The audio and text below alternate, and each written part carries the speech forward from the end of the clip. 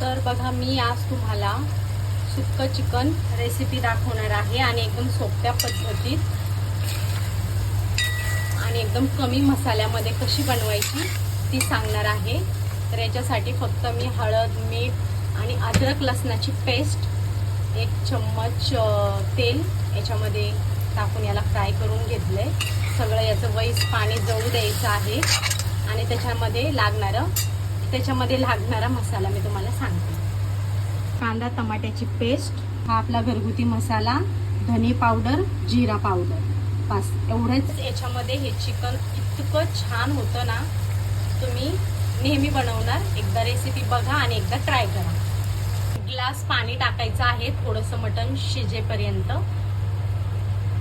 Glass पाणी टाकायचं, थोडं मटण असं मऊदार झालं पाहिजे आणि थोडं झाकण ठेवूया 10 मिनिटं। तर बघा, आता आपण 1 ग्लास पाणी टाकलेलं, ते सगळं आता पाणी आटलेलं आहे। आता आपण याच्यामध्ये मसाले ऍड करूया।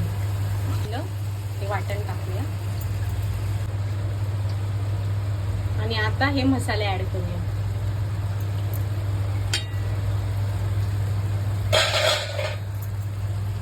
सगळं मिक्स करून घ्या। मस्त मसाल्याला तेल सुटलंय 2 मिनिटातच, हे बघा एकदम मस्त। आता थोडंसं पाणी ऍड करूया आणि 10 मिनिटं शिजू देऊया परत। आणि इकडं गरमागरम तांदळाची भाकरी पण रेडी आहे।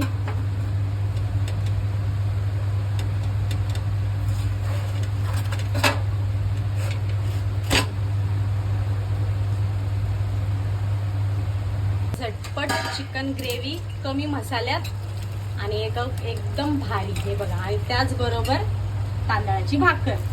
व्हिडिओ आवडल्यास लाईक, शेअर, कमेंट करायला विसरू नका। चला तर जेवून घ्या पोटभर।